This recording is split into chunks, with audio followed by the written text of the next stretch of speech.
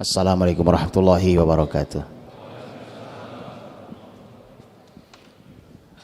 Alhamdulillahi hamdan katsiran tayyiban mubarakan fihi kama yuhibbu rabbuna wa yarda. Asyhadu an la ilaha illallah wahdahu la syarikalah wa asyhadu anna Muhammadan abduhu wa rasuluh. Allahumma salli wa sallim wa barik wa an'im ala rasulina wa syafi'ina wa imamina wa qudwatina wa sayyidina Muhammadin sallallahu alaihi wasallam wa ala alihi wa ashabihi wa man tabi'ahu bi ihsan ila yaumiddin. Subhanaka la ilma lana illa ma 'allamtana innaka antal alimul hakim.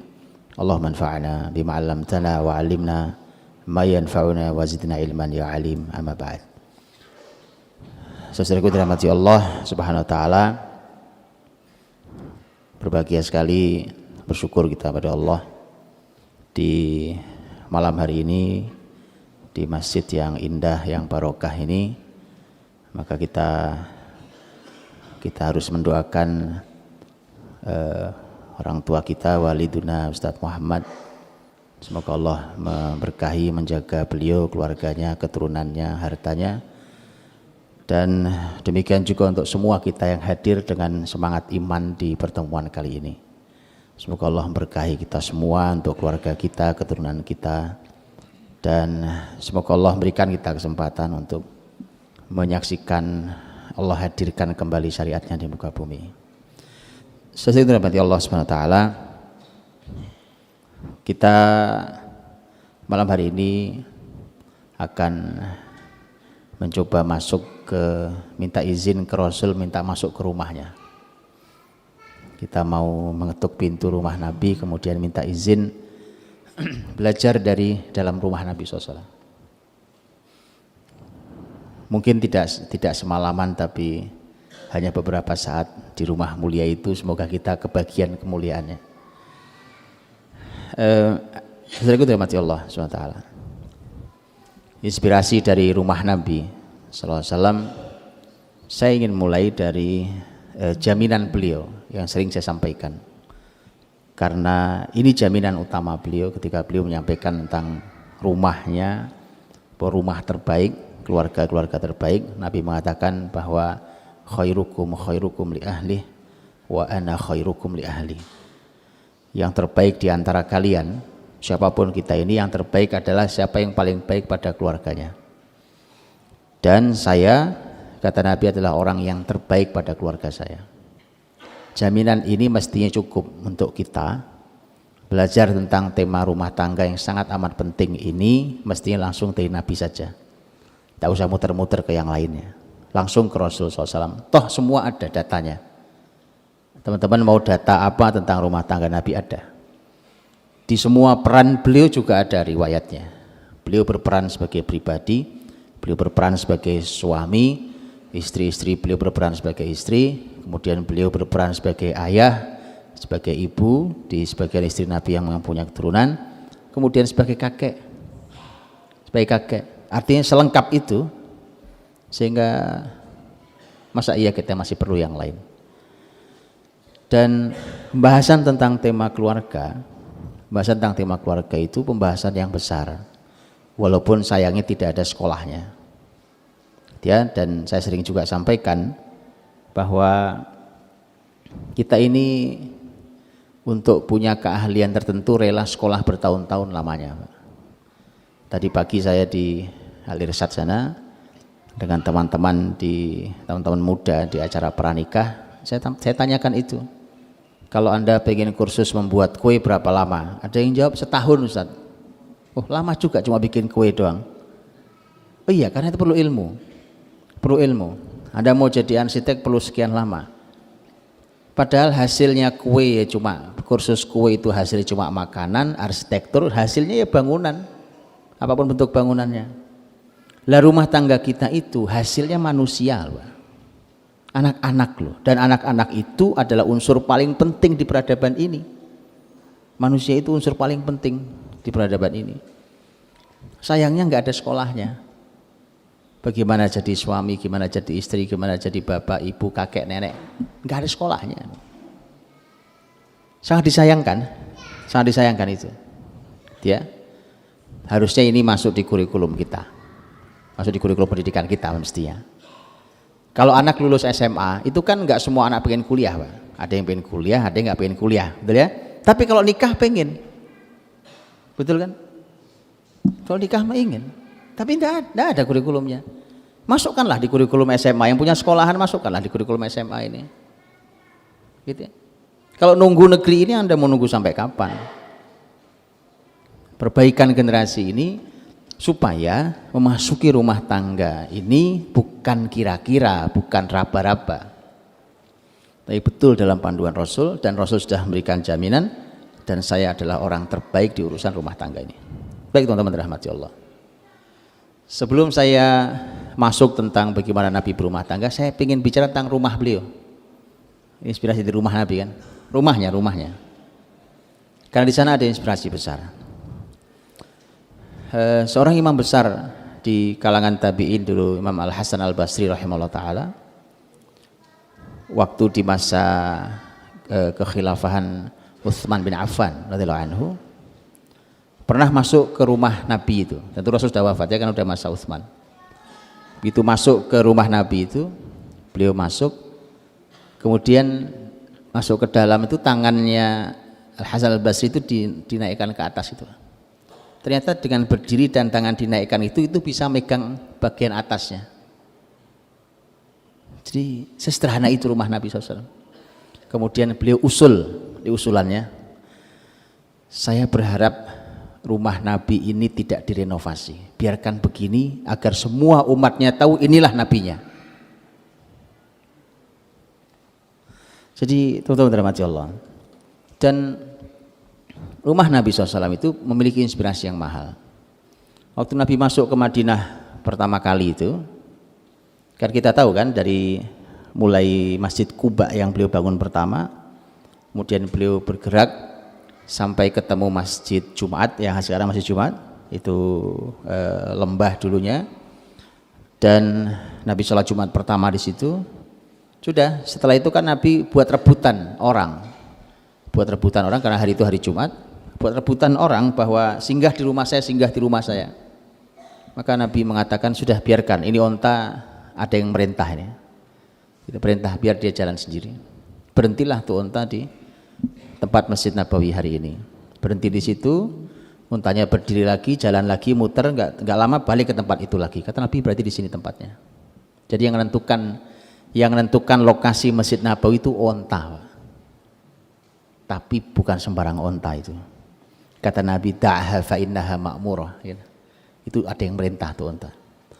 Begitu sampai di situ, kan tidak ada apa-apa. Nabi hadir di Madinah tidak punya apa-apa, rumah yang nggak ada, itu nggak ada. Sementara nanti beliau harus membawa keluarganya. Maka Rasulullah SAW numpang nginep di rumah Abu Ayyub Al-Ansari. Ini saya ceritakan alurnya supaya kita tahu bagaimana cara kita berpikir. Numpang di rumah Abu Ayyub Al-Ansari. Abu Ayyub Al-Ansari nggak jauh dari tempat itu tanah kosong. Tanah kosong itu di kanan kirinya dulu ada kuburan orang musyrik, ada pohon gorkotnya. Kemudian di tempat kosong yang digunakan untuk jemur korma. Kuburan dipindahkan, pohon-pohon ditebang. Kemudian Nabi beli tanah milik dua anak yatim di situ, kemudian dibangunlah masjid. Tapi sepanjang membangun masjid dan membangun rumah Nabi itu, dibangunlah dulu masjidnya sebelum membangun rumah Nabi. Nabi numpang nginep di rumah Abu Ayyub Al-Ansari radhiyallahu anhu. Abu Ayyub punya rumah dekat situ juga, 2 lantai rumahnya, dan Nabi menempati salah satu lantainya. Gitu ya. Tadinya Nabi menempati rumah bagian bawah, rumah Abu Ayyub sama istrinya di atas, Abu Ayyub di atas sengsara karena serba nggak enak Rasul di bawah, gitu ya. Kalau jalan takutnya debu bertebaran ke Nabi SAW, bahkan pernah pecah tempat air di atas. Kemudian setelah itu karena takut netes ke Nabi SAW, sampai Abu Ayyub dan istrinya kalau di atas itu jalannya pakai ujung kakinya, ujung jari kakinya. Saking tidak mengganggu Nabi, tapi lama-lama gak kuat juga Abu Ayyub. Datang ke Nabi Rasulullah, lihat kalimat Abu Ayyub lucu juga beliau. Beliau mengatakan, ya Rasulullah, bagaimana kalau engkau pindah ke atas? Kata Nabi, saya ini banyak tamu datang segala macam. Kata Ubay bin Rasulullah, kau di atas saja deh, di atas saja. Kan wahyu datangnya dari langit, ya kan? Emang kalau di bawah dia langit enggak gitu ya. Tapi begitulah ya. Akhirnya Nabi tahu ya sudah baik, saya ke atas. Nginap di rumah Abu Ayyub. Lihat teman-teman, yang diselesaikan Nabi pertama kali adalah masjidnya. Masjidnya diurusi, dibangun dulu, rumahnya belum jadi. Sudah selesai masjidnya besar, ukurannya kurang lebih ya sekitar 30 kali 30 lah. Kurang lebihnya ya, lebih sedikit. Meter. Kurang lebih 30-an kali 30-an meter. Oke. Itu rumah besarnya. Kiblatnya dulu menghadap ke Baitul Maqdis, berarti menghadap ke utara. Jadi teman-teman bisa bayangkan ya, kalau kiblatnya ke arah sana, umpamanya ke arah utara, umpamanya ke Baitul Maqdis, maka rumah Nabi posisinya di sebelah kanan belakang, nempel di masjid. Di sana, pelataran sebelah sana. Ngadap kiblat ke sana, bagian depannya di sebelah sana, di bagian sebelah kanan belakang. Nempel di sana rumah Nabi, kecil-kecil. Makanya bahasa istilahnya bukan rumah. Dan itu diabadikan menjadi nama surat dalam Quran. Quran tidak menyebut rumah Nabi, tapi menyebutnya Al-Hujurat. Hujurat artinya bukan rumah. Hujrah itu bilik, kamar-kamar. Kita ini kamarnya Aisyah, di sebelahnya kamarnya Hafsah, sebelah depannya, sebelah sini ada Sauda, begitu seterusnya. Terus dia bertumbuh sesuai dengan jumlah istrinya. Jadi sebutnya, maka para ulama menyebutnya sebagai Al-Hujurat Asy-Syarifah, sebagai ruang-ruang atau bilik-bilik, kamar-kamar yang mulia. Dan kalau teman-teman masuki rumah Nabi itu cuma ada dua. Begitu masuk rumahnya Aisyah, ada dua. Ada ruangan tidak besar Nabi nerima tamu, kemudian sebelahnya langsung kamarnya Nabi dan Aisyah. Begitu rumah istri yang lain kurang lebih. Cuma itu aja. Jadi dalam satu kotak begitu dibelah dua. Di situ Nabi terima tamu, begitu masuk itu tentu dikasih sekat penghalangnya, kemudian masuk ke kamar tempat beliau istirahat tidur. Dah, hanya itu. Dan makanya Nabi SAW itu, makam beliau itu posisinya yang makam hari ini yang ada Rasul, Abu Bakar dan Umar, itu adalah posisi ruang tamu. Karena waktu Nabi sakit, Nabi minta dirawat terakhir di rumah Aisyah, disetujui oleh istri yang lain, kemudian dirawat di situ. Tentu supaya tidak mengganggu privasinya Aisyah di kamarnya, maka dirawatnya di ruang tamu itu. Dan para nabi dimakamkan di mana mereka meninggal. Disitulah dimakamkannya. Ya. Nah, teman-teman rahmati Allah Subhanahu wa taala. Itu kurang lebih rumah Rasul kita SAW. Ada pesan kesederhanaan, gitu ya. Ada pesan dekat dengan rumah Allah Subhanahu wa taala. Makanya ini juga inspirasi yang mahal. Persis seperti doanya Nabi Ibrahim alaihissalam. Ya, Nabi Ibrahim ketika meletakkan istrinya dan anaknya Ismail alaihissalam di lembah Mekah itu. Apa kalimat Nabi Ibrahim? Rabbana inni askantu min dzurriyyati biwadin ghairi dzi zar'in 'inda baitikal muharram. Ya Allah, Rabb, saya meletakkan anak keturunan saya ini di lembah yang tidak ada pohonnya, ya, di lembah Mekah itu tidak ada pohonnya, di samping rumahmu yang mulia, Ka'bah. Sehingga teman-teman dirahmati Allah, kalau Anda punya rumah di samping masjid itu betapa bahagianya. Makanya dulu tata kota Islam itu selalu tata kota itu di tengahnya adalah masjid. Yang lainnya tumbuh mengitari saja. Dia mengitari rumah-rumah, fasilitas, nanti ada pasar, ada apa, itu semua mengitari. Benar bahwa ternyata memang pusaran kita adalah masjid, baik secara tata kota ataupun secara tata hati sama. Karena orang beriman itu berpusarnya di masjid harusnya. Berpusarnya harus di masjid. Nah, hari ini tata ruang yang ada ini mulai berubah. Pusarannya adalah pasar. Betul? Coba Anda lihat apartemen. Dimanapun apartemen itu yang dijual adalah di sini ada mallnya. Padahal kita semua tahu Nabi SAW menyampaikan tentang khairu biqa'il ard al-masajid wa syarru biqa'ihal aswaq. Ya kan? Iya, perbandingannya kan itu. Nah, kalau tempat terbaik adalah masjid, tempat terburuk adalah pasar. Bayangkan rumah kita pusarannya adalah tempat terburuk. Jadi apa anak-anak? Gitu. Maka pusarannya itu semua mengelilingi masjid. Semua kehidupan ini dulu dalam Islam ditata kota. Lihat kota manapun, Anda boleh lihat. Bentang dari ujung barat di Andalus sana sampai terakhir zaman kepemimpinan Turki Utsmani, terus sampai itu begitu pusarannya masjid. Nah, ketika zaman berubah menjadi zaman materialistik seperti hari ini, pusarannya menjadi lihat ini tidak bisa ditipu, tidak bisa direkayasa bahwa orang menunjukkan keburukannya. Pusarannya adalah tempat terburuk di muka bumi, yaitu pasar.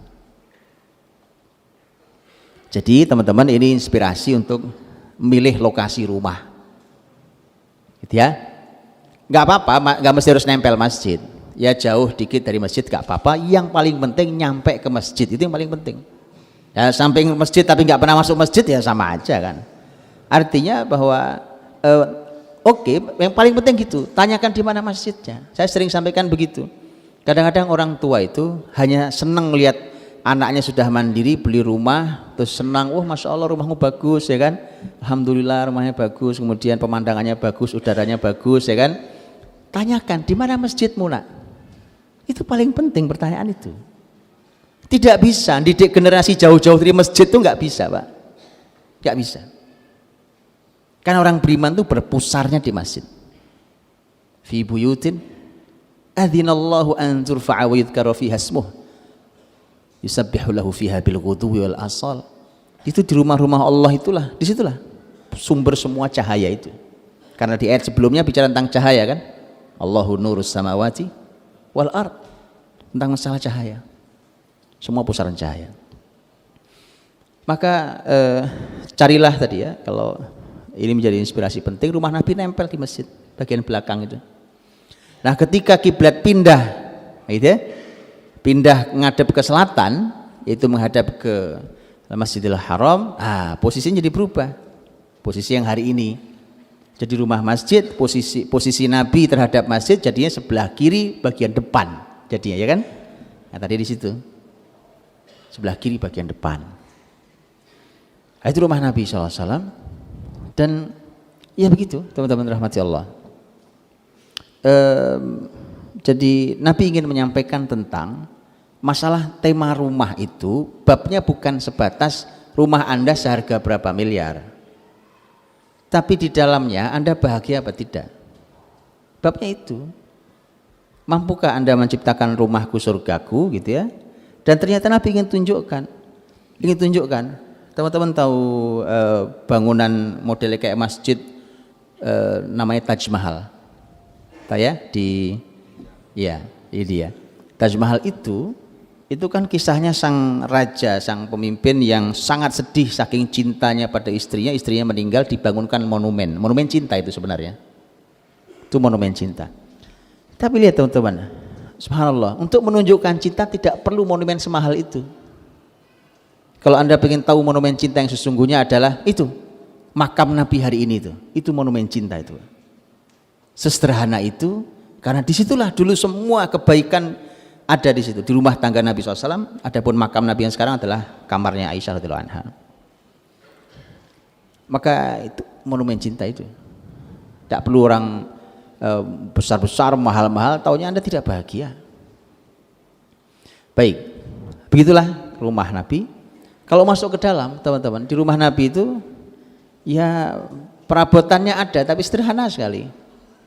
Sederhana sekali. Nabi punya tempat duduk.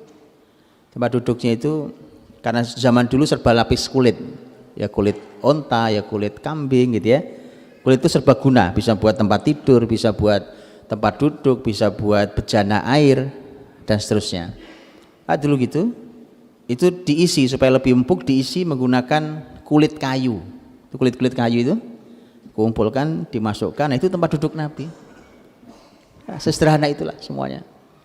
Kalau teman-teman mau bicara tentang bagaimana gelasnya, bagaimana piringnya, bagaimana ini, itu teman-teman rahmati Allah, itu disebutkan dengan sangat detail oleh para ahli ilmu. Imam At-Tirmidzi punya buku, punya kitab mengungkap itu semua. Bukunya bernama Asy-Syama'il Al-Muhammadiyah, bisa dicek di sana.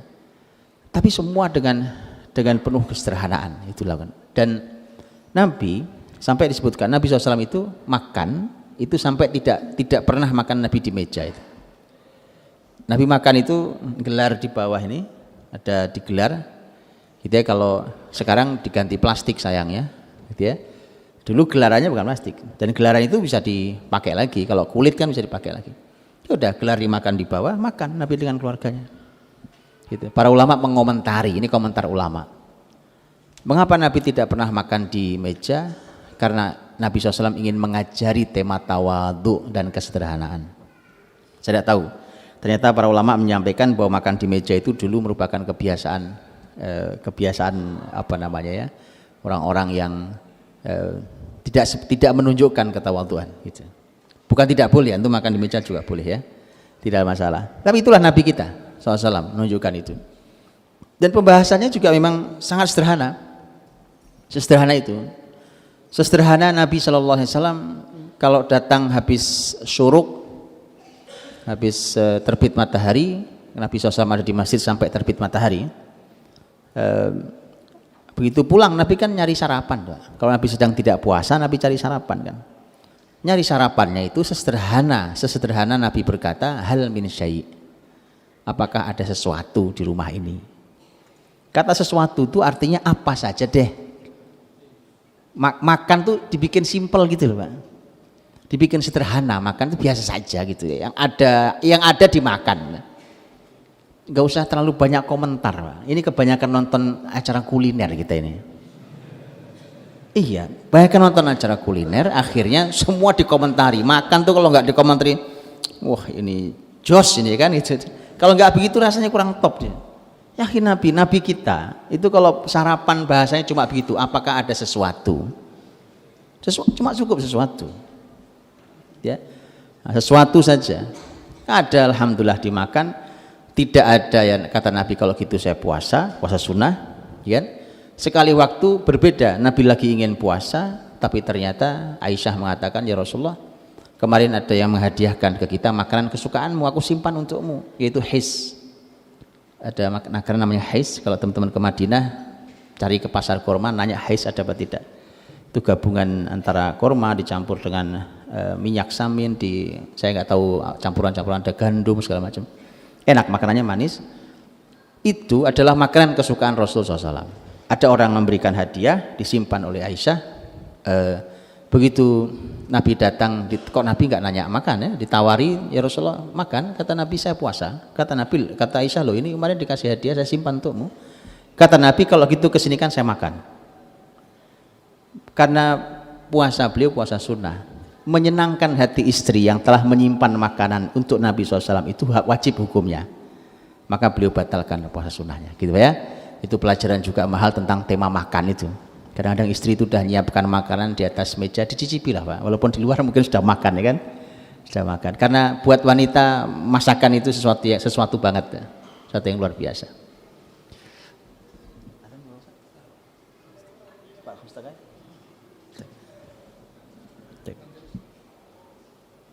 Baik, teman-teman rahmati Allah SWT.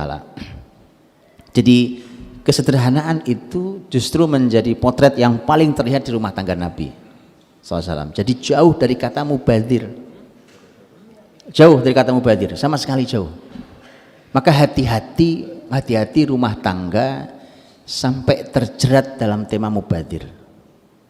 Karena kalau sudah mubadir itu kita ini akan menjadi ikhwan setan kan. Wala tubadir tabdhira. Innal mubadzirina kanu ikhwana syayatin wa kana syaitanu lirabbih kafura. Jadi itu kalau sudah kita akrab dengan setan, rumah tangga kita mau jadi apa rumah tangga itu? Maka jauhi itu. Dan kata mubadzir itu memang setiap kita beda-beda, Pak. Beda-beda karena bisa jadi seseorang punya kebutuhan untuk membeli sesuatu yang harganya mungkin lebih mahal dari yang kita miliki. Karena memang punya kebutuhannya dan memang dia punya uangnya. Tidak ada masalah. Makanya masing-masing yang jujur sama Allah kalau membeli sesuatu apakah ini manfaat apa tidak manfaat. Itu menjadi kejujuran. Itu sudah waktu adzan, soal adzan. Baik, jazakumullah khair. Hadirin dirahmati Allah. Itu potret awal tentang keadaan rumah Nabi SAW yang tadi saya katakan potretnya memang kesederhanaan, tapi kesederhanaan itu yang mengantarkan beliau pada kebahagiaan dan mengantarkan semua yang ada di dalam bahtera rumah tangga beliau itu semua dalam bahagia. Makanya apapun masalahnya, apapun kemarahannya, ya kan, karena para istri itu juga marah ke Nabi loh. Kadang-kadang teman-teman kalau teman-teman membaca kalimat-kalimat istri Nabi itu, sampai saya merasa begini, ini kalau dipotretnya sebagai istrinya itu bukan istri tapi dipotretnya sebagai umat, ini rasanya dosanya besar banget ini. Tapi karena potretnya adalah istri, maka Nabi senyum-senyum aja, karena yang sedang bicara ini istri saya gitu, bukan umat saya, bukan sebatas umat tapi umat saya, tapi ini istri gitu. Karena kalimat-kalimatnya begitu. Kadang-kadang kalimat itu kalau marah ya keluar juga kalimat-kalimat itu. Makanya Abu Bakar radhiyallahu anhu itu kadang lepas juga kendalinya gitu. Orang sesabar Abu Bakar itu Aisyah bisa ditampar sama bapaknya itu. Karena tadi kadang-kadang, tapi Rasul memarahi Abu Bakar. Kata Rasul, jangan lakukan itu. Jangan lakukan itu. Karena yang bicara ini kan istri dalam keadaan. Artinya semarah apapun istri Nabi, ketika oleh Nabi diberikan pilihan untuk cerai, nanti ada kisahnya, mungkin nanti kalau ada waktu saya kisahkan. Ketika ditawari untuk dicerai, karena itu perintah Allah SWT dalam surat Al-Ahzab, itu nggak ada yang mau, tak ada yang mau. Orang yang sudah sepuh, wanita sepuh seperti Saudah radhiyallahu anha, istri Nabi yang paling tua adalah Saudah, usianya sudah tua. Ada yang mengatakan waktu dinikahi Nabi umurnya memang sudah 55 tahun. Sudah tua. Kemudian Nabi sempat juga menawarkan cerai pada Saudah. Saudah mengatakan tidak ya Rasulullah, karena saya sudah tidak perlu malam saya hadiahkan malam saya pada Aisyah, dan karena saya ingin nanti ketika dibangkitkan di hari kiamat disebut sebagai istrimu. Nah itu Pak. Jadi apapun masalahnya, makanya kemudian sejak itulah maka malamnya Saudah dihadiahkan pada Aisyah, sehingga Aisyah punya jatah 2 malam dibanding yang lainnya. Makanya Aisyah radhiyallahu anha nyaris tidak pernah punya masalah dengan Saudah, gitu Pak, karena dapat jatah 1 malam itu hadiahnya. Kalau dengan lain bisa masalah, tapi dengan Saudah itu tidak. Dan itu adalah warna-warni indah di kehidupan rumah tangga Nabi sallallahu alaihi wasallam. Saudaraku dirahmati Allah, Rasul di kehidupan rumah tangganya itu di semua fungsinya istimewa, karena hasilnya semua istimewa. Ini Masya Allah ya. Bayangkan ada 1 anak saja yang istimewa, hasilnya itu bisa menjadi aset dunia akhirat kita. Ini semuanya istimewa. Istri-istrinya semua orang luar biasa mulia. Kan Allah memberikan potret di Quran umpamanya, sebagaimana kita sering bahas, bahwa salah satu istri Nabi Nuh, kemudian istri Nabi Lut alaihi wassalam, ternyata istrinya tidak beriman kan, tidak beriman, tapi Nabi punya istri 11-11-nya istimewa. Itu kan dahsyat. Jadi Allah mengungkap tentang istri Nabi Nuh, Nabi Lut, daraballahu mathalan lil ladzina kafaru imra'ata Nuh wa imra'ata Lut kanata tahta 'abdaini min ibadina salihin fa khanatahuma falam yughniya 'anhuma minallahi syai'a wa qila dukhulan nar ma'ad dakhilin. Artinya memang bahwa ini istri Nabi tapi gagal gitu, mendidik istrinya. Nabi Muhammad SAW istri juga tidak 1, istri 11 itu semuanya istimewa. Itu kan kenapa tidak kita belajar ke Nabi kan? Nah, bagaimana Nabi SAW istimewa dengan seluruh istri-istrinya itu.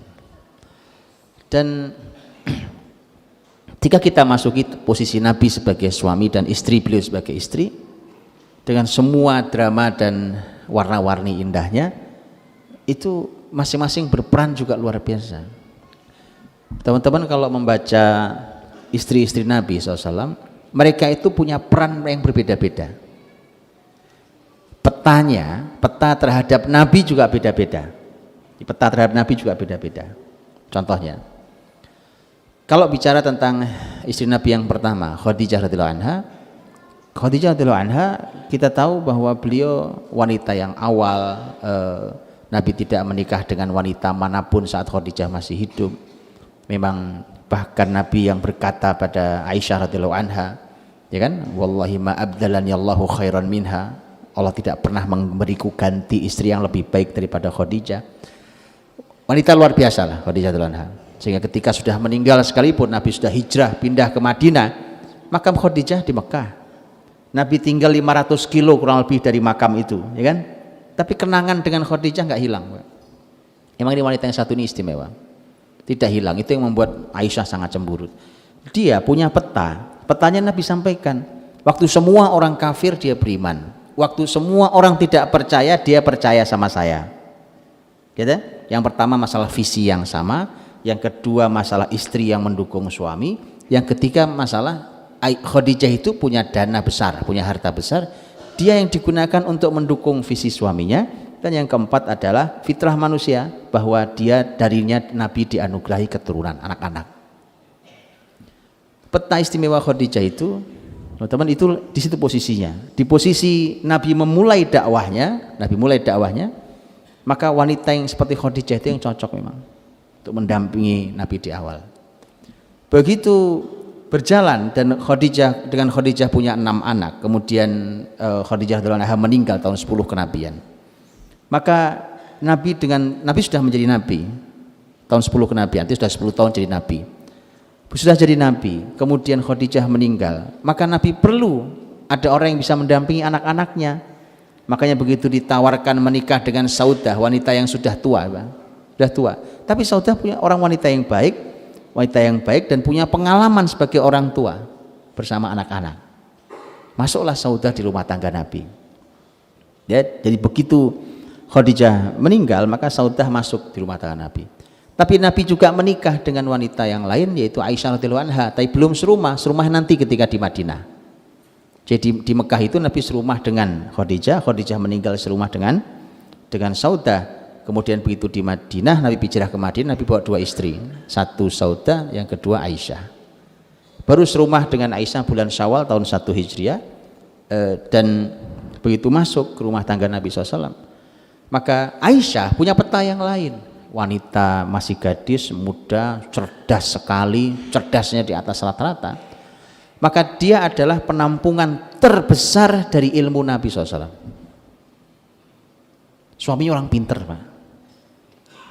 Kalau ibu-ibu, ini juga menarik ya. Ibu-ibu kalau mendampingi seorang suami yang ilmunya banyak, yang pinter, kalau ibu-ibu bisa menjadi penampungan yang luar biasa untuk ilmu suami itu, maka alangkah bahagianya suaminya. Kan itu bagian dari bahagia seorang suami yang posisinya sebagai seorang ilmuwan besar seperti Nabi SAW. Maka Aisyah itu menjadi ilmuwan besar itu, dan karenanya Nabi itu kalau ngajar di Masjid Nabawi, teman-teman, Nabi kan duduknya di Raudhah itu ya. Di Raudhah itu punggung Nabi sandarkan di dinding rumah Aisyah, di kamar Aisyah. Karena Aisyah, kan teman-teman kalau lihat riwayat tentang Nabi waktu i'tikaf, terus Nabi cuma memasukkan kepalanya ke kamar Aisyah, disisiri oleh Aisyah dari dalam rambutnya gitu ya. Itu karena memang ini dinding masjid, ini masjidnya, ini langsung pintu jendela gitu ya, jendela kamarnya Aisyah. Rasul kalau ngajar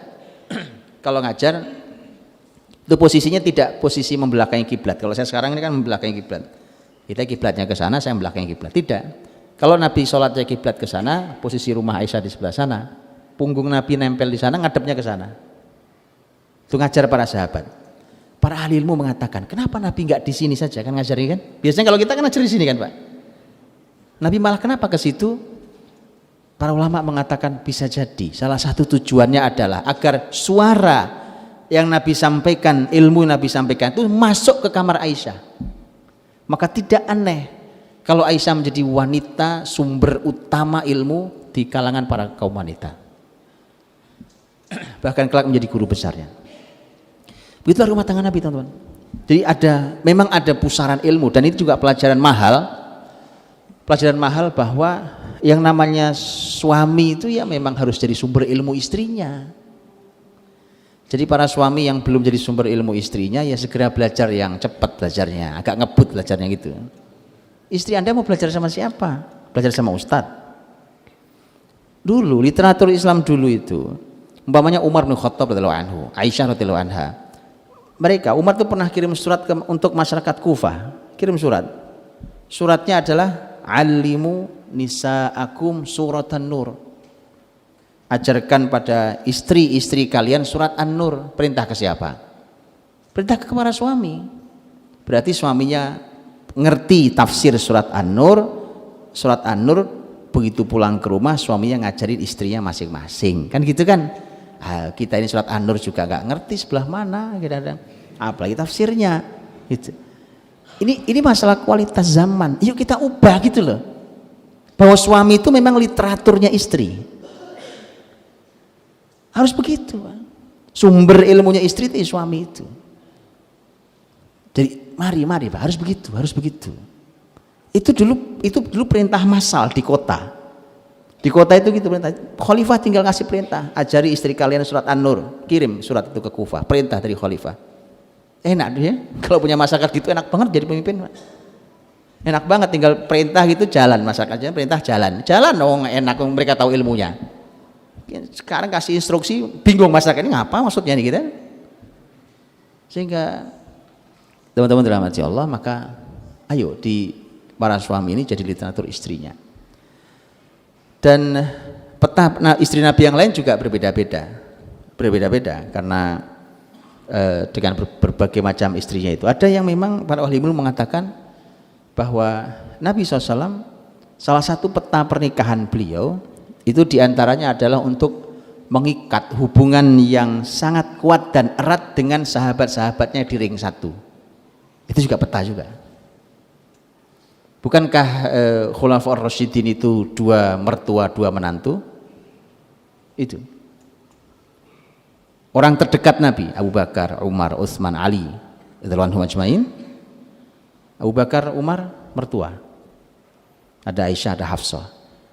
Kemudian Utsman dan Ali menantu. Dengan Utsman Nabi memberikan Ruqayyah meninggal dikasih adiknya itu Ummu Kulsum. Dari Utsman menikahi dua. Kemudian Ali menikahi Fatimah radhiyallahu anhum ajmain. Ya teman-teman. Dan itu orang ring satu Nabi. Jadi hubungan ikatan Nabi SAW dengan orang-orang terdekatnya itu bukan cuma hubungan guru dan murid. Hubungan guru dan murid plus hubungan besanan atau mantu mertua, ya kan itu sekalian. Gitu ya, jadi paham antum ya. Kalau sudah paham silahkan lirik kanan kiri. Nah itu mana yang kira-kira bisa. Ini pertemanan, ikatan pertemanan luar biasa. Gitu ya, pertemanan yang itu indah sekali teman. Dan pola-pola itu dulu itu untuk mencari orang-orang terbaik loh.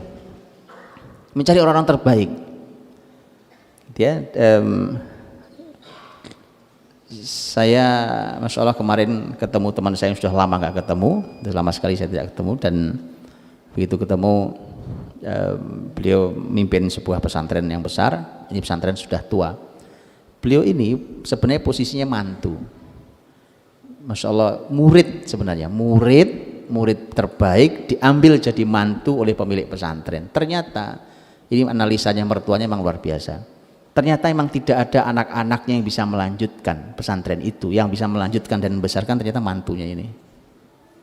Dari dulu pola-pola begitu dibuat, bahwa murid terbaik jadi mantunya itu biasa. Gitu ya.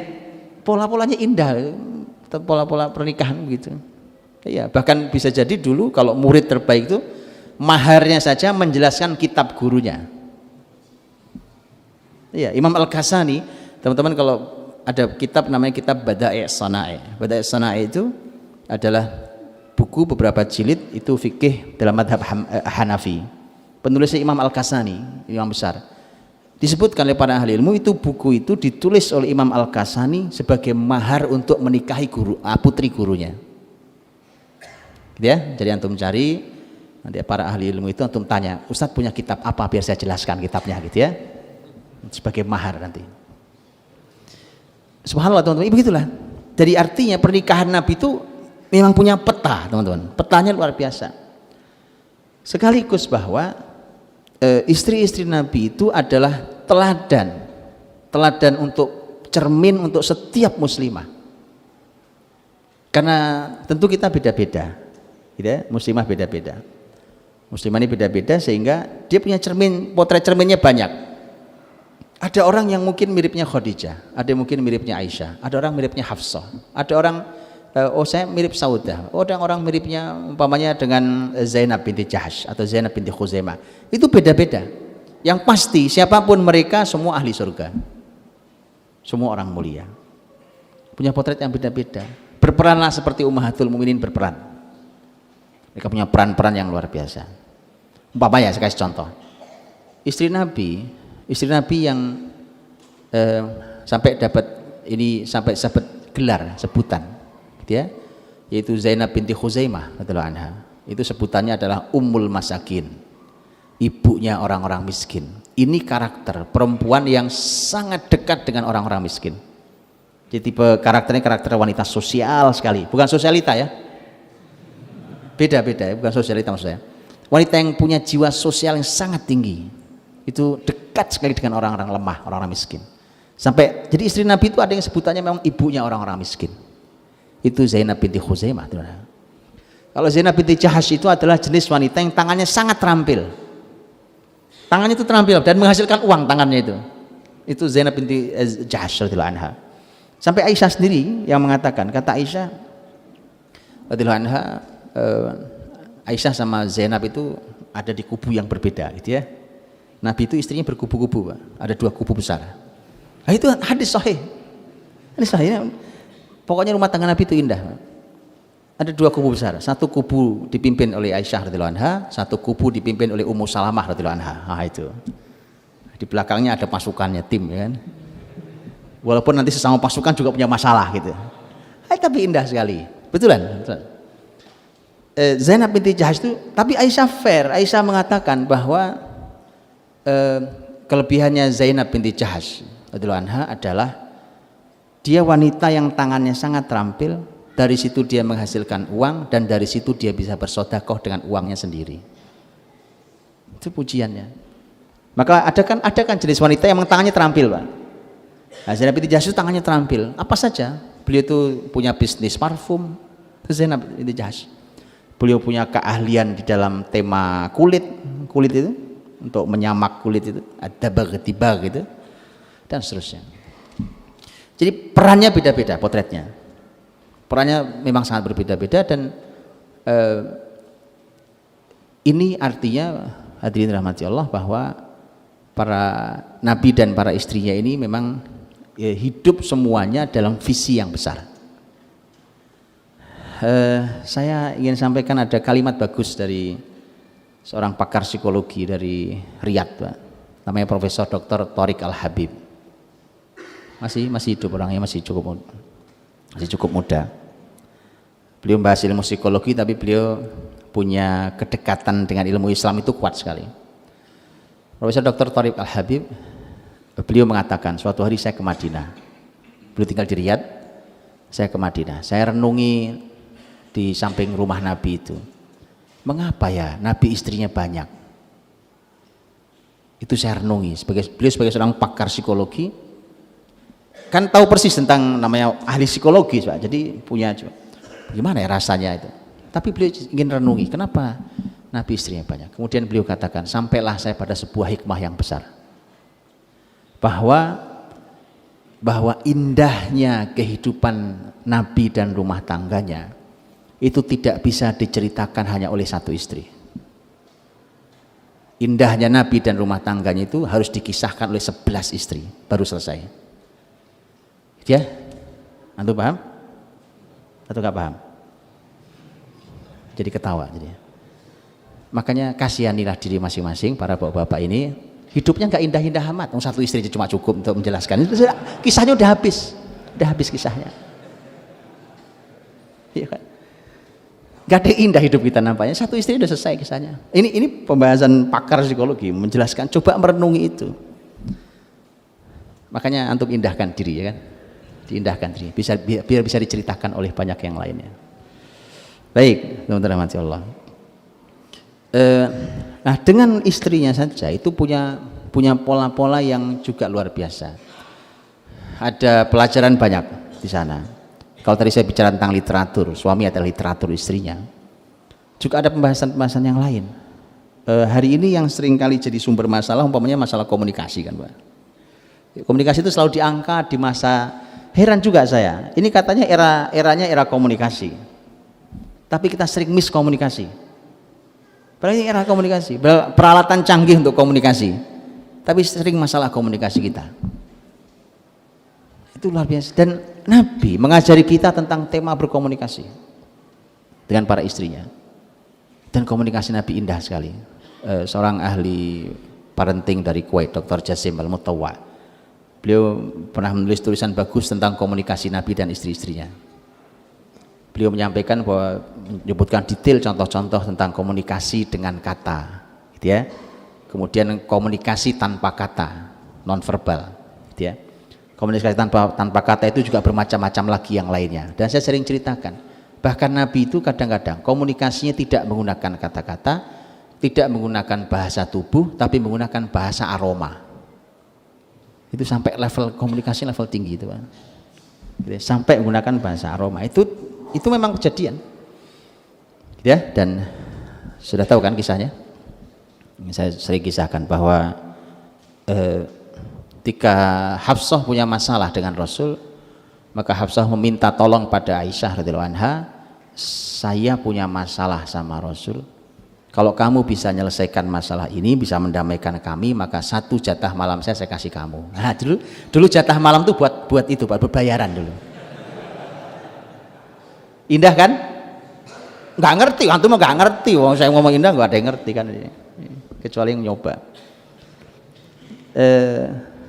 Maka ketika Aisyah mampu menyatukan kembali Hafsah dan Rasul, itu disatukan itu, dapat kan? Nabi nggak tahu kisah ini. Dan Aisyah radhiyallahu anha itu punya kebiasaan untuk mengingatkan Nabi bahwa malam ini adalah jatah saya, dia menggunakan parfum khusus. Nah, itu komunikasi dengan parfum. Dia pakai parfum khusus yang begitu dia pakai, gak usah ngomong. Nabi juga tahu, saya diingatkan Aisyah itu. Maka alangkah kagetnya Nabi ketika hari itu mencium aroma Aisyah radhiyallahu anha. Loh, kata Nabi bilang ke Aisyah, ini bukan malammu. Kata Aisyah, aku punya kisah di balik ini. Nah, gitu itu. Tadi itu kisahnya. Jadi Aisyah nggak perlu bicara gitu. Lihat teman-teman, komunikasi Nabi itu sampai level itu. Sampai level itu. Gitu ya. Ya memang kita harus belajar semua. Saya juga perlu belajar banyak hal itu ya. Dan apalagi di masa-masa yang memang genting. Kadang-kadang teman-teman lihat ya. Itu kan komunikasi. Kadang-kadang komunikasi Nabi juga macet karena masalah. Yang paling parah adalah ketika Nabi SAW menjauhi dan tidak mau diajak bicara istrinya 1 bulan lamanya. 1 bulan lamanya. 29 hari. Detail disebutkan kisahnya oleh Umar bin Khattab radhiyallahu anhu. Saya kisahkan ini kisahnya, mungkin nanti saya masih ada waktu, Ustaz Abdurrahman? Oh, enggak ada masalah ya, saya takut waktunya habis. Ini waktu Jombang mungkin beda sama waktu Jakarta. Dikisahkan oleh Umar radhiyallahu anhu. Umar menyampaikan bahwa, kata Umar, saya punya tetangga, kan Umar itu nanti rumahnya agak jauh dari Masjid Nabawi, dan dia ngajinya kan gantian sama tetangganya, ya kan? Gantian, sebagaimana dalam hadis yang disampaikan bahwa kata Umar, saya itu ngaji gantian sama tetangga saya. Hari ini saya ngaji, dia nyari duit, ya kan? Besok dia ngaji, saya nyari duit, gitu ya. Itu kerjasama dengan tetangga itu sampai level itu dulu, sahabat itu. Nanti akan tukar informasi ilmu. Suatu hari pas yang giliran ngaji adalah tetangga saya, datang dia ke saya, kemudian dengan wajah panik gitu, kemudian dia mengatakan, wah ini ancaman besar, ini celaka besar. Kata Umar, karena waktu itu sahabat sedang membicarakan akan ada rencana serangan dari musuh Islam. Apakah mereka sudah datang? Bukan itu. Tapi Nabi menceraikan semua istri-istrinya. Itu isu menyebar di kalangan sahabat. Dan kadang-kadang begitu teman-teman ya. Isu menyebar di kalangan sahabat bahwa Nabi menceraikan semua istri. Nah, Umar kan punya putri. Umar langsung bergegas pergi ke rumah Hafsah. Temui Hafsah, dimarahi itu Hafsah. Ini mesti kamu gara-garanya nih. Gitu ya. Mesti kamu nih gara-garanya, dimarahi. Kemudian ditanya apa sebabnya? Apa kamu diceraikan Nabi betul? Jawaban Hafsah, saya tidak tahu. Istri memang tidak tahu. Tapi bahwa Nabi tidak mau bicara iya dengan kami. Maka kemudian Umar mencari Nabi di mana adanya. Nabi itu menyendiri, Pak, tidak mau ditemui oleh siapapun istrinya. Istri sekian banyak itu tidak ada satupun yang diizinkan menemui Nabi. Nabi menyendiri di sebuah tempat yang kecil, menyendiri di tempat itu. Kemudian tempat itu dijaga oleh seseorang, jadi tidak boleh semua orang menemui beliau. Kemudian Umar minta izin ke penjaganya, tolong sampaikan Umar ingin ketemu, apakah diizinkan? Gitu ya. Dan singkat kata diizinkan. Rasul Umar datang, dilihat wajah Nabi sangat sedih. Kata Umar, saya lihat Nabi wajahnya sangat sedih. Begitu sedih itu Umar ceritanya pengen menghibur Nabi SAW. Gitu ya, ingin hibur supaya Nabi senyum lah, kasihan Nabi masya Allah sedih. Sahabat nggak ridho Nabi sedih itu. Maka Umar radhiyallahu anhu beliau ingin menghibur Nabi. Kemudian lihat cara Umar menghibur, namanya juga Umar, Pak. Mau menghibur bikin lucu, gimana lucunya Umar, ya kan? Tapi gitu, Nabi nanti ya senyum lah gitu ya. Umar mengatakan gini, ya Rasulullah, kalau ini istri saya itu kira-kira nih ya Rasulullah, kalau saya pukul patah lehernya, orang mau ngelucu kok ngomongin pukul dan patah leher, Pak. Tapi itulah Umar, kalau saya pukul, saya patahkan lehernya, kira-kira apa yang akan kalian lakukan pada saya? Nabi juga tahu ini juga andai kan itu nggak kejadian, nggak mungkin juga kejadian gitu ya. Nabi senyum, begitu senyum baru Umar masuk. Ya Rasulullah, apakah betul kau ceraikan istri-istrimu? Gitu ya. Jadi sahabat tuh masya Allah dengan Rasul tuh nyari celah Nabi bahagia. Baru nanya. Kata Nabi tidak. Begitu tidak tuh Umar sampai takbir, Allahu Akbar, sampai takbir, senang sekali. Ternyata nggak benar berita di luar. Kata Nabi tidak, saya tidak menceraikan istri saya. Cuma saya tidak mau ditemui oleh istri saya itu. Sudah, tidak mau ditemui. Dan Umar menggambarkan detail, Pak, sampai Umar tuh nangis. Umar mengatakan bahwa tempat yang sempit itu, kemudian kata Umar, saya melihat ada satu rak, ada satu tempat itu makanan. Nggak ada makanannya, cuma gandum paling satu sok. Kemudian ada kirbah, ada satu tempat dari kulit, di tempat air. Tapi tempat airnya sudah kering, karena sudah lama nggak ada airnya kan, itu kan kulit, Pak. Kalau nggak kena air kan nggak basah dia, jadi sudah kering, dia keras dia, karena sudah lama nggak ada airnya. Tidak ada apa-apa di situ. Umar nangis sampai kemudian Umar mengatakan, sampai Nabi mengatakan, apa yang buatmu nangis wahai Umar? Umar mengatakan, ya Rasulullah, karena Umar melihat ada bekas tidur Nabi membekas di tikar. Ada cuma tikar, Nabi tidur di situ, kemudian terlihat bekas tikar itu di badan Nabi SAW. Umar mengatakan, ya Rasulullah, para kaisar, para kisra, pemimpin-pemimpin besar itu, mereka itu hidup dengan begitu mewahnya. Padahal engkau adalah Rasul, engkau adalah orang pilihan Allah. Apakah layak engkau hidup dengan cara seperti ini? Gitu. Apa kata Nabi SAW? Nabi mengatakan, wahai Umar, tidakkah kamu ridho mereka dapat dunia dan kita dapat akhirat? Kalimat Rasulullah SAW. Itu Rasul kita. Maka disitulah Nabi diam diri, tidak mau ditemui istrinya, antum tahu, 29 hari. Hari ke-30 Nabi kembali, kemudian Nabi menemui istrinya, dan yang pertama kali ditemui adalah Aisyah radhiyallahu anha. Begitu ketemu Aisyah radhiyallahu anha, maka Nabi mengatakan kepada para istri lain, pulanglah kalian ke rumah ayah ibu kalian, mintalah pendapat kepada mereka tentang bahwa aku diminta Allah untuk memberikan pilihan pada kalian. Itu surat Al-Ahzab 28-29 itu.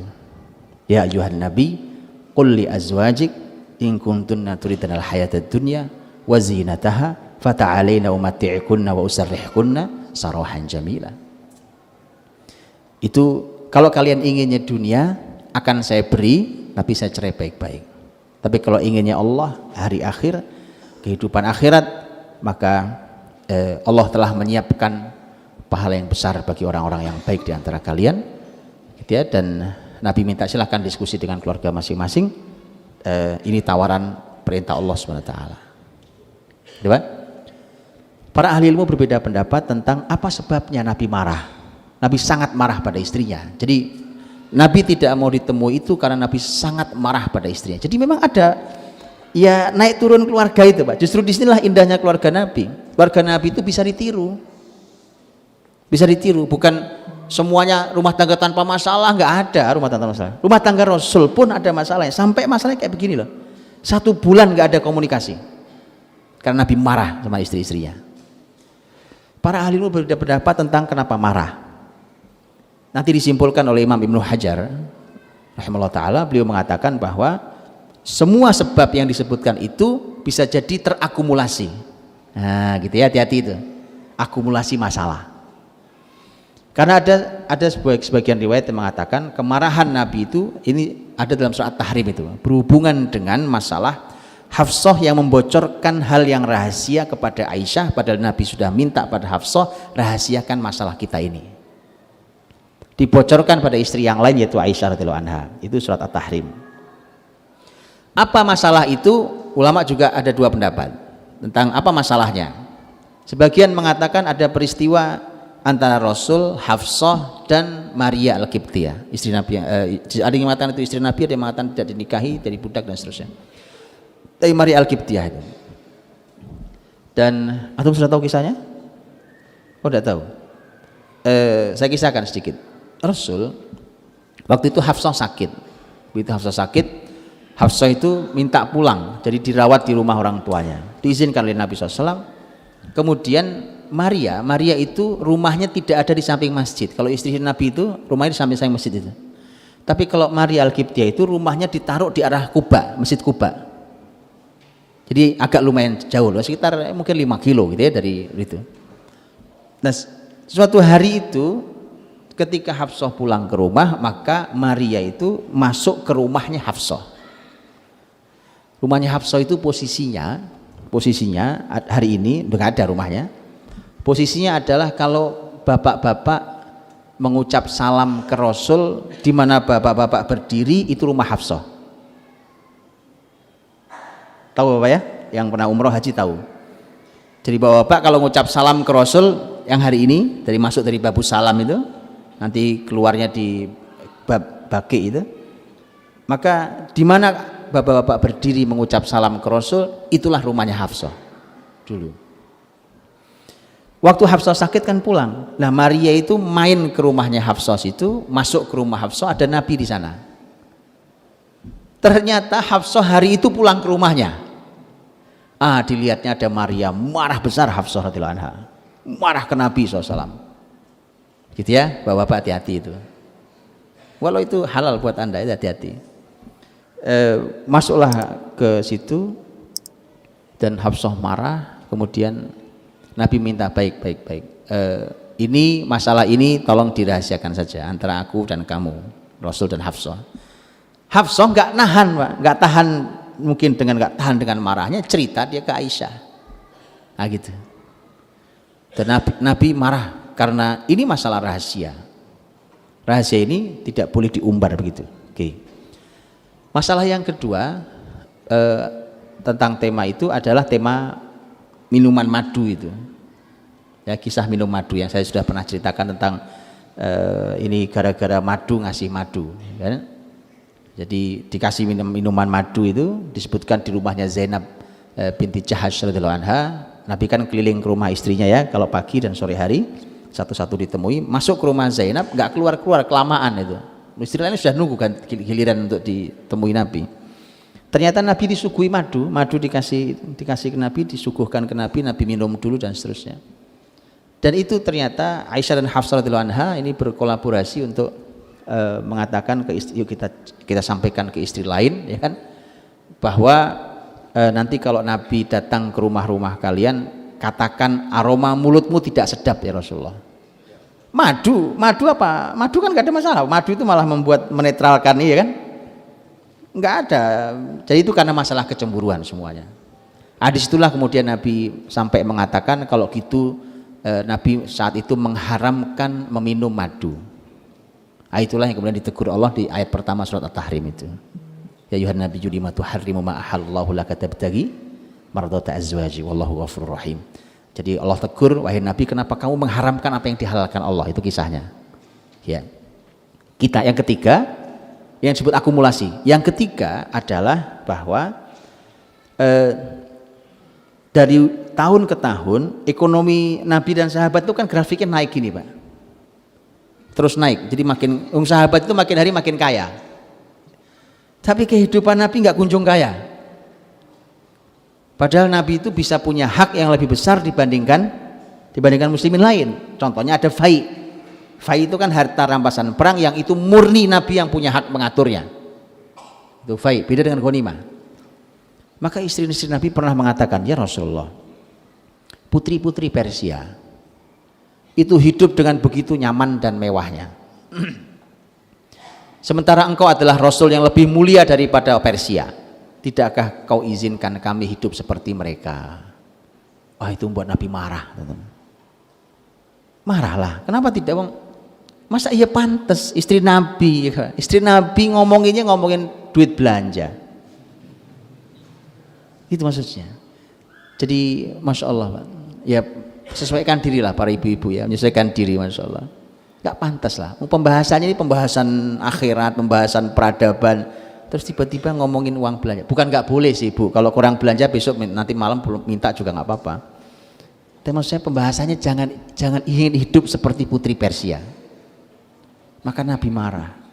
Nah ulama mengatakan, Imam Ibnu Hajar mengatakan bisa jadi tiga hal itu adalah akumulasi. Tergabungkan itu membuat Nabi sangat marah pada istri-istrinya dan terjadilah peristiwa Nabi menjauhi istrinya 1 bulan lamanya. Gitu. Jadi rumah tangga Nabi itulah ada fluktuasi naik turunnya kayak gitu. Justru itu situ indahnya. Karena ternyata di situ ada masalah dan kita ini diajari langsung oleh Nabi bagaimana cara menyelesaikannya. Masalahnya apa, cara menyelesaikannya apa. Gitu ya. Kecemburuan Nabi SAW, kecemburuan kecemburuan istri-istri Nabi. Kecemburuan istri-istri Nabi itu ada kalanya Nabi sikapi dengan senyum-senyum aja. Disenyumi beres, selesai urusannya. Lagi cemburu, ya cemburu. Bahkan ketika sahabat pun tahu bahwa istri Nabi lagi cemburu, simpen. Nabi cuma mengatakan gharat ummukum, ibu kalian lagi cemburu. Simple gitu ya. Tapi ada cemburu yang oleh Nabi dimarahi. Sampai Nabi mengatakan aja'aki syaitanuki, apakah datang setan kalian? Apa datang setanmu? Itu Nabi bicara sama Aisyah. Ketika Aisyah mencemburui Nabi saat Nabi sedang ingin berbuat kebaikan. Nabi lagi berbuat kebaikan. Malam hari Nabi ke Baqi untuk dengan sendiri bertulus, tidak ada apapun, nggak ada yang tahu. Nabi dengan tulusnya mendoakan para sahabat yang telah meninggal dimakamkan di Baqi. Diikuti Aisyah radhiyallahu anha dan babnya di kepala Aisyah hanya ketakutan Nabi ke rumah istri yang lain. Gitu. Jadi makanya ibu-ibu kalau cemburu mohon yang berlevel, berkelas gitu lah. Karena di saat itu Nabi langsung bilang setanmu lagi datang ya. Jadi ada kalanya disenyumin Nabi SAW. Karenanya bapak-bapak juga harus berilmu, tahu cemburu mana yang harus disenyumi saja dan cemburu mana yang harus Anda tegur. Jangan ngamuk mulu kerjaannya Bapak ya, gitu ya. Jadi memang ada berbeda levelnya. Harus belajar. Harus kita pelajari itu semuanya. Baik, hadirin dirahmati Allah, ada sisa waktu insya Allah nanti kita bisa tanya jawab. Tapi itu cuma cuplikan fragmen dari kisah kehidupan Nabi, tentu sangat banyak dan semuanya menjadi sangat mulia. belum lagi kita bicara tentang Nabi dan anak-anaknya, Nabi dan cucu-cucunya. Ya, dalam bagaimana Nabi SAW mendidik keluarganya, cuma ambillah sebuah semangat bahwa rumah tangga itu kalau dibina dengan sangat baik, maka perbaikan umat ini bermula dari rumah tangga kita itu. Dan ini artinya kita harus belajar kepada orang yang terbaik di keluarganya, yaitu Rasulullah Muhammad SAW. Wallahu a'lam, saya kira itu. Saya kembalikan ke Ustaz Abdurrahman.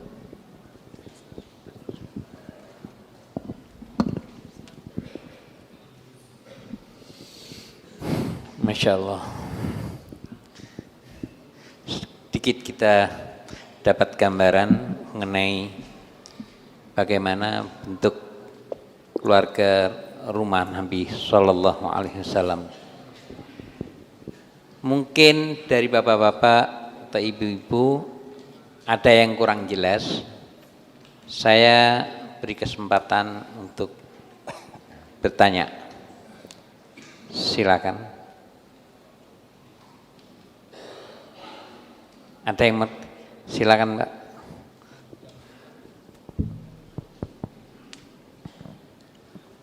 Panitia ada mic.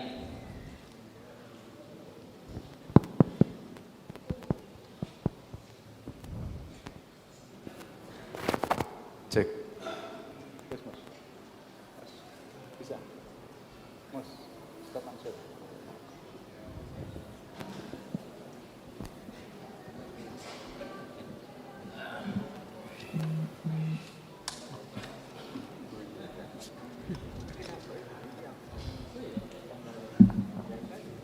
Assalamualaikum warahmatullahi wabarakatuh. Waalaikumsalam warahmatullahi wabarakatuh. Ustadz Karim, saya akan bertanya Silakan Pak. tentang keluarga Rasulullah. Rasulullah ini menurut penjelasan jenengan tadi itu kan istrinya ada 11. Apakah tidak bertentangan dengan Al-Quran yang Allah berfirman, wangkihu ma tobalakum minan nisa masna wa sulasa wa ruba'a wa in khiftum alla ta'dilu fawahidatan. Ini yang pertama.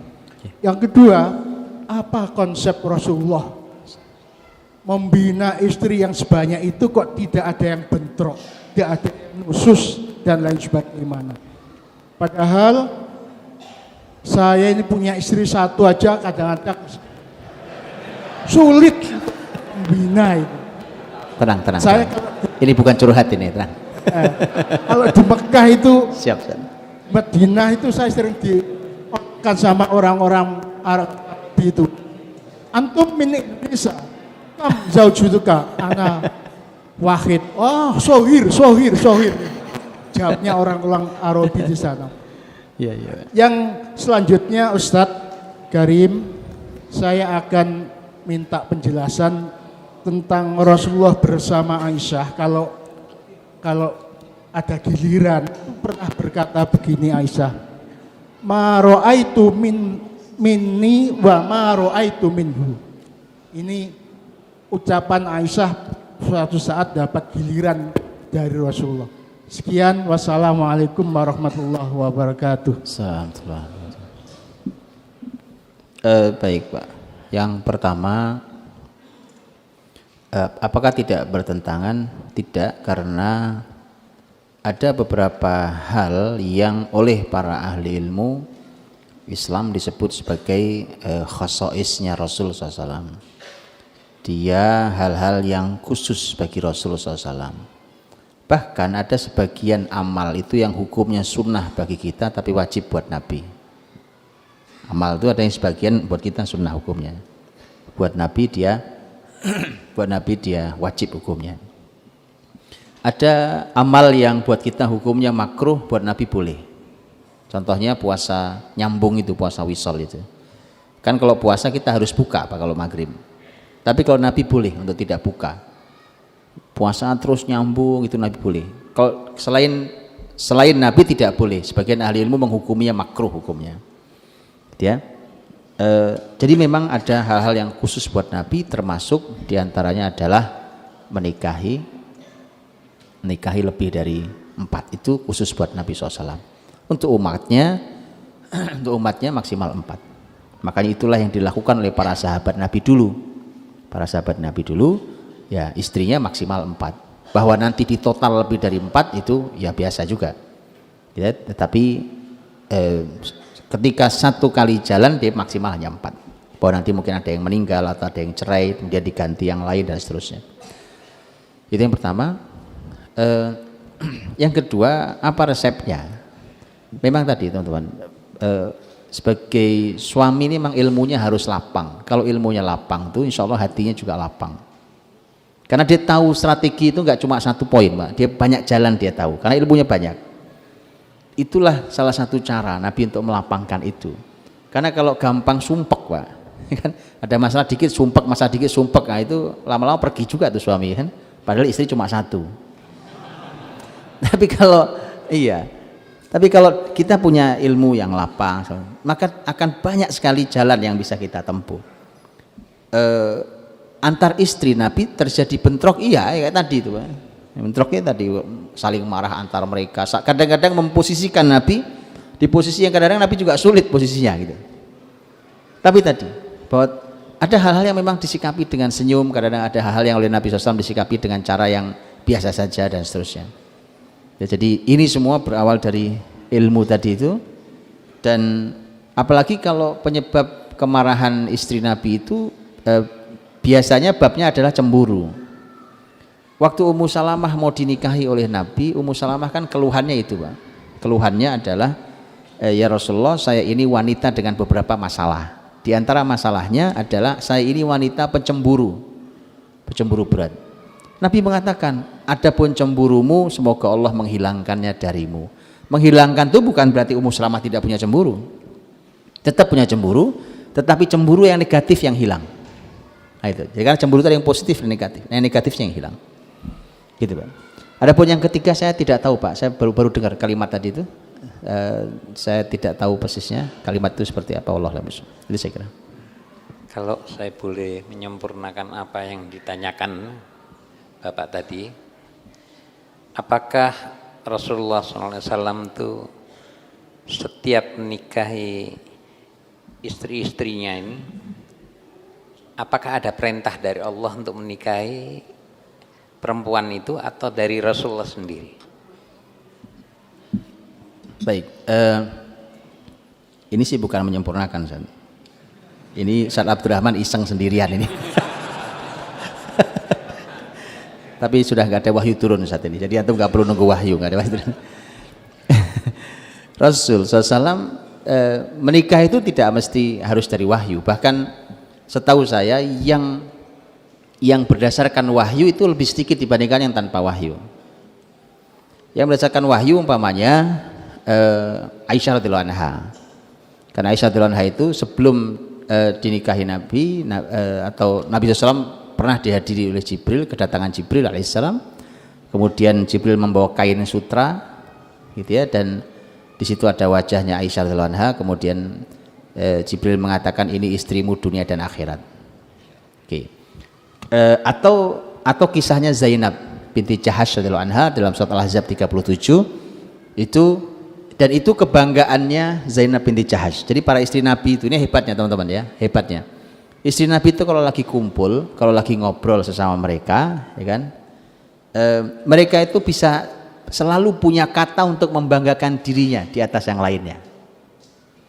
Zainab binti Jahash itu membanggakan selalu dengan kalimat begini, iyalah kalian semua ini istri Nabi yang lain selain saya, kan yang menikahkan kan bapak-bapak kalian. Saya ini yang menikahkan Allah langsung. Al-Ahzab 37 itu. Gitu ya. Pokoknya selalu ada kata yang bisa munculkan dirinya. Itu indahnya, artinya masing-masing istri merasa dimuliakan oleh Rasulullah SAW. Oke. Jadi rata-rata istri Nabi SAW itu dinikahi oleh Nabi SAW itu tanpa wahyu. Tidak selalu ada perintahnya. Gitu ya. Tapi tadi ada yang umpamanya Ummu Salamah. Ummu Salamah itu waktu suaminya meninggal sebagai seorang mujahid dan meninggal, itu kan meninggalkan anak kecil-kecil, Pak. Sehingga para sahabat itu peduli. Nah, jadi ada tema menolong juga, kepedulian. Begitu peduli, makanya Ummu Salamah kan ditawari, bagaimana kalau nikah sama Umar, nggak mau. Gimana kalau nikah sama Abu Bakar, nggak mau. Yaudah, kalau level Abu Bakar sudah tidak mau, berarti harus Rasul yang maju. Nah gitu. Udah level tertinggi sahabat, karena Abu Bakar itu level tertinggi, nggak mau berarti harus siapa lagi kalau bukan Rasul? Rasul maju.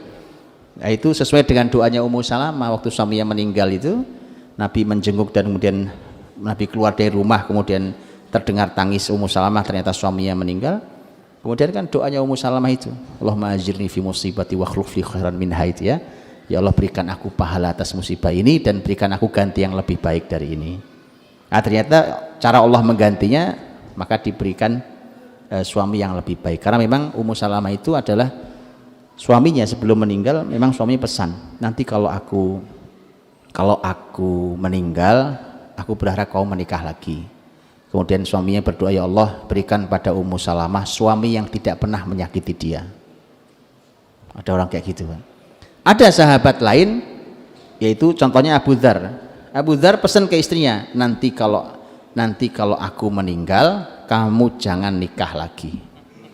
Ada juga yang begitu. Jadi ini leluasa teman. Dan akhirnya begitu dengar kalimat suaminya, istrinya bilang, ya Allah, aku lamar Abu Dzar di surgamu nanti. Nah gitu ya, semuanya indah lah. Begitu Ustaz Abdurrahman. Alhamdulillah. Ini ada pertanyaan Ustaz. Bagaimana peran Rasulullah SAW sebagai suami dalam menafkahi keluarganya? Apakah nafkah tersebut berasal dari harta ghanimah saja, atau Rasulullah SAW juga mencari ma'isyah dengan berdagang atau yang lainnya? Jazakumullah khairan. Baik, ya ini banyak ditanyakan. Apakah Rasul setelah menjadi Rasul itu sumber mata pencaharian beliau apa?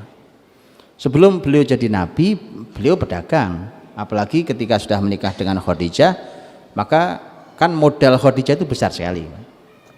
Ini pengusaha yang sukses. Tapi setelah beliau menjadi Nabi, sudah nggak bisa lagi dagang, Pak.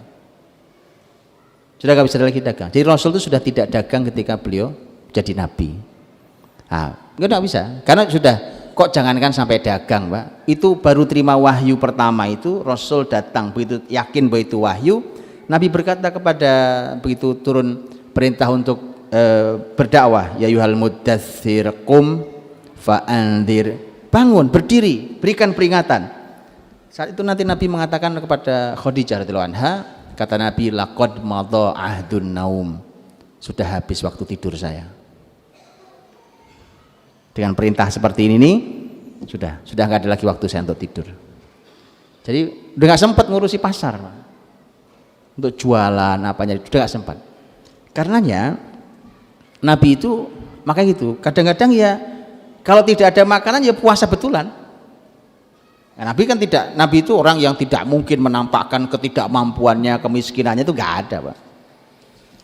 Kalau nggak ada ya betul nggak makan, sudah. Adanya cuma air sama kurma 2 bulan berturut-turut.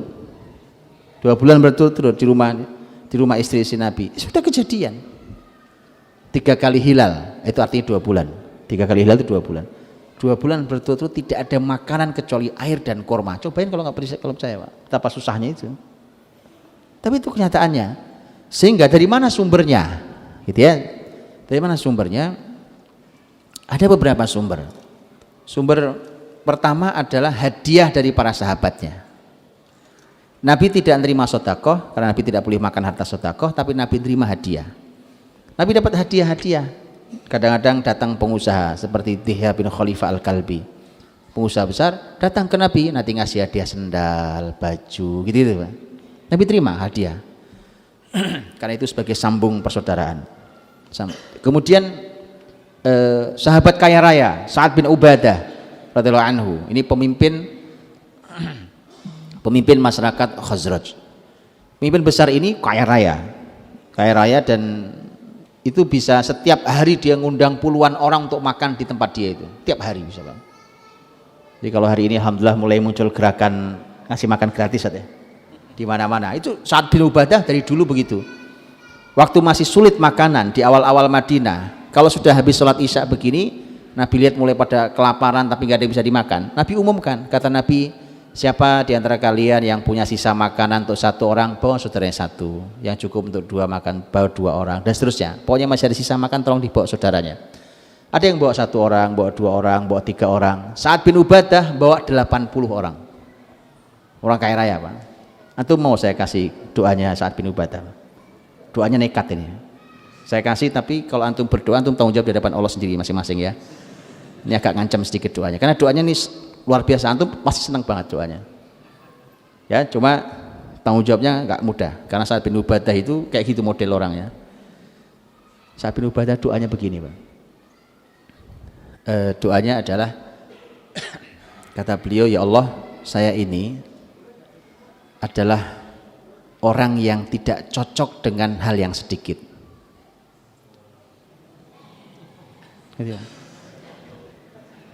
Jadi saya ini kalau dapatnya sedikit itu tidak akan baik, dan memang tidak pas untuk saya hal yang sedikit itu.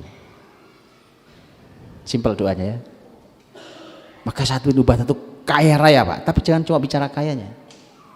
Sa'ad bin Ubadah itu kedermawanannya itu sampai legenda, dari mulai turunan bapaknya sampai anaknya namanya Qais bin Sa'ad bin Ubadah radhiyallahu anhu majma'in, itu legenda juga kedermawanannya, gitu ya. Jadi kalau antum pakai doa itu, antum tanggung jawab dengan kedermawanan, itu aja.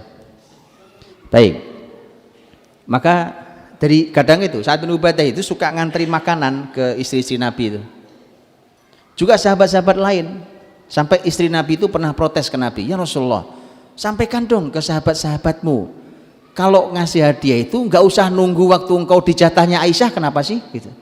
Karena sahabat itu juga gitu, sahabat tuh kalau ngasih hadiah itu nunggu Nabi di rumah Aisyah baru datang ngasih gitu.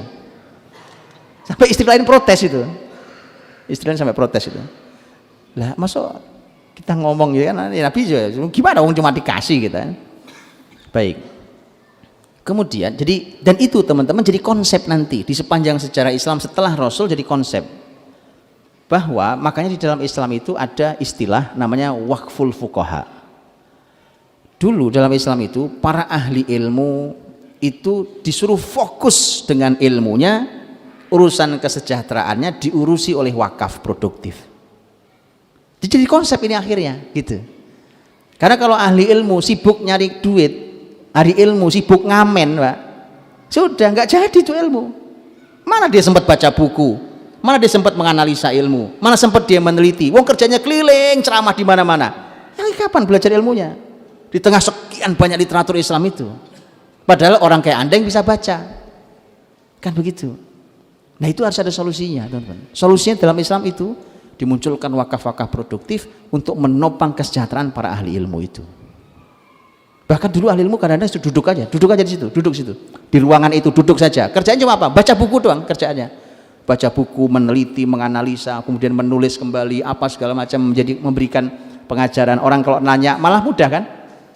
Mudah. Coba umpamanya kalau di Masjid Ar-Royan ini ada ahli ilmu didudukkan di sini, dibiayai dengan wakaf produktif. Orang se-Jombang kalau mau tanya ilmu apa kan pasti ada ustadznya di sini.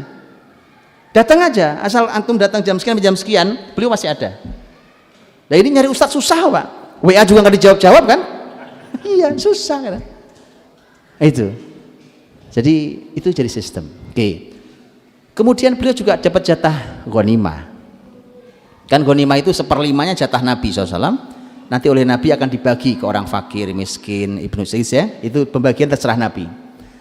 Yang kedua yang utuh adalah fai'. Fai itu adalah rampasan perang, tetapi muslimin tidak perlu mengeluarkan tenaga untuk memenangkannya. Kalau ghanimah itu muslimin perlu betul-betul bertenaga untuk perang betul, tapi kalau fai tidak, musuhnya datang nggak lama nyerah gitu, nggak perlu tenaga. Maka ketika mereka nyerah, harta yang diambil oleh muslimin dari rampasan perang itu namanya fai, dan itu seutuhnya terserah Nabi mau diapakan oleh Nabi. Gitu ya, itu sumber-sumber dari ma'isyah Nabi Rasulullah SAW. Baik, Silakan.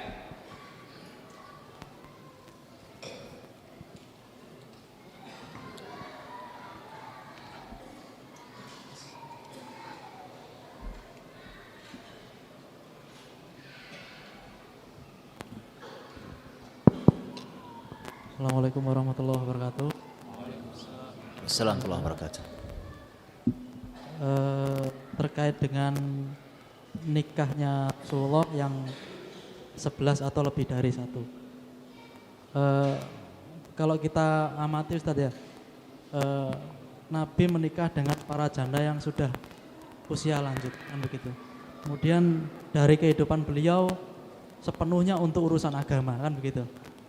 Dan menikahnya pun untuk menjalin kekerabatan dengan para istrinya, sehingga dakwahnya diterima di kaum-kaum yang dari istri-istrinya gitu. Nah, sehingga dengan demikian Nabi mengalami kemudahan, kan gitu. Nah, untuk sekarang ini, di masa sekarang, di zaman sekarang, ketika seseorang ingin menikah lagi atau lebih dari satu, yang kehidupannya belum tentu itu agama, kan gitu. Kemudian dia mau menikah lagi pun pasti yang dicari yang lebih cantik dari istrinya. Nah, dengan orientasi seperti itu, apakah dibenarkan di dalam Islam? Meskipun menikah lebih dari satu itu diperbolehkan gitu. Yang pertama. Yang kedua, terkait dengan Hafsah dan Aisyah tadi, ketika memasukkan meminta Nabi untuk meminum madu, kemudian menyuruh istri yang lain untuk mengatakan bau nafasnya tidak enak. Saya penasaran apa tujuan beliau berdua mengatakan kepada istri-istri yang lain supaya nafasnya Nabi tidak enak baunya. Terima kasih. Assalamualaikum. Waalaikumsalam. Terima kasih banyak atas pertanyaannya. Saya pikir masalah ini sudah selesai di umat, ternyata belum selesai. Yaitu pertanyaan, dan ini saya mengoreksi pertanyaannya karena ternyata ini masih dipahami salah oleh umat ini. Ini kesalahan, ini bukan salah antum, bukan salah umat ini, yang salah ustadz-ustadzahnya. Karena ustadz-ustadzahnya nyampaikannya emosional, apalagi ustadzahnya, emosional banget itu menyampaikannya, gitu ya. Siapa yang bilang kalau istri Nabi itu tua-tua? Nggak ada yang tua istri Nabi itu, Mas. Kalau janda benar, istri Nabi yang gadis hanya Aisyah radhiyallahu anha. Ya, saya bisa tunjukkan data dan literaturnya. Istri Nabi tidak ada yang tua. Kecuali Saudah tadi itu radhiyallahu anha, saya sudah ceritakan tadi. Ada yang menyebutkan dinikahi umur 55 tahun. Sisanya setelah itu paling yang tua kayak Ummu Salamah. Ummu Salamah itu belum 30 tahun. Sisanya 18 tahun, 20 tahun. Memang sudah janda. Memang sudah janda gitu. Gitu ya. Nah, jadi ya saya sih menyampaikan kepada para ustadz-ustadzah lah melalui mimbar ini, kalau menyampaikan ini jangan pakai emosi, pakai ilmu ya. Itu kalau memang betul apa yang disampaikan istri Nabi tua-tua, tunjukkan literaturnya, nanti saya tunjukkan literatur saya ya. Dan istri Nabi muda-muda. Bahkan kalau babnya cantik teman-teman, luar biasa, ada tulisan luar biasa menarik, ditunjukkan literaturnya, dari literatur dituliskan itu. Setelah Khadijah, untuk Khadijah orang luar biasa, dari 10 istri Nabi itu paling hanya ada 3 yang tidak kesebut cantik, tapi juga tidak jaminan tidak cantik. Jadi artinya istri Nabi cantik Pak, cantik. Jadi sudah menjawabkan pertanyaan keduanya gitu. Artinya kalau babnya hanya apakah boleh, loh itu dalam Islam sah. Kemudian ada yang bilang gini, tapi Pak, bapak itu nikah cuma karena syahwat. Loh, nikah itu harus pakai syahwat toh. Loh, antum gimana nikah nggak pakai syahwat itu? Betul nggak Ustaz? Bapak semangat banget. Memang beneran kalau ginian Ustaz. Betulan saya. Justru ketika pembahasan tentang tingkat dengan syahwat itu teman-teman, syahwat itu sendiri PR besar sendiri. Ketika dia tidak selesai dengan satu istri, maka harus lebih, kalau tidak bahaya loh. Bagaimana kalau terjatuh dalam zina? Betul kan? Jadi tidak benar kalimat-kalimat itu. Ya sekali lagi saya ngomong para ustadz-ustadzah nih, bukan antum kan tinggal dengerin doang. para ustaz-ustaz tadi jangan emosional kalau menyampaikan ini. Kalau ini masalah, loh memang ini masalah syahwat salah satunya. Kalau cantik, loh istri Nabi itu cantik-cantik, apalagi muda. Ini istri Nabi muda-muda, apalagi gitu loh.